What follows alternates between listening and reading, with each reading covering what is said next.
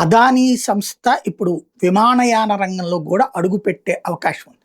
ఎక్కడ లాభాలు వస్తుంటే అక్కడ దూరిపోతారు. బడా బడా కార్పొరేట్ సంస్థల సహజ సిద్ధమైనటువంటిది అదే. దాని మీద మండిపడేవాళ్ళు మండిపడతానే ఉంటారు. జరిగిపోయేది జరిగిపోతూనే ఉంటుంది. ఇప్పుడు ఒకప్పుడు చిల్లర కొట్లు, హోల్సేల్ షాపుల నుంచి సూపర్ బజార్ల నుంచి షాపింగ్ మాల్స్, ఏది ఇప్పుడు బడా బడా సూపర్ బజార్లు వచ్చేసినాయి, డిమార్ట్లోను ఇట్లాంటి అట్లాగా ఎప్పటికప్పుడు మారిపోతుంది. కాబట్టి మనకు అంబానీ అదానీల మీదనైతే నెగిటివ్ క్రియేట్ చేస్తుంటారు కాబట్టి అది నడుస్తూ ఉంటుంది. కాకపోతే చిన్న చిన్న వ్యాపారాలకి ఇది దెబ్బ అంటే ఖచ్చితంగా దెబ్బ ఉంటుంది. అదే సందర్భంలో మంచి ఉంటుంది.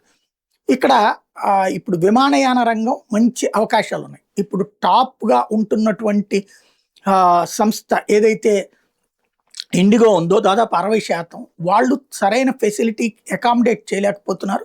కాంపిటీషన్ తక్కువగా ఉంది. ఇప్పుడు అదాని ఆ రంగంలోకి అడుగు పెడుతున్నాడు కాబట్టి ఇప్పుడు విమానాలు కొత్త సంస్థ కూడా రంగంలోకి దిగితే మాత్రం ఫెసిలిటీస్ అంటే స్పర్ధయా వర్ధతే విద్య అంటారు. ఒకరికొకరికి పోటీ ద్వారానే మనకి సెల్ ఫోన్ల ఛార్జీలు భారీగా తగ్గినాయి. అట్లాగే ఇందులో కూడా మార్పులు జరిగే అవకాశం ఉంటుంది.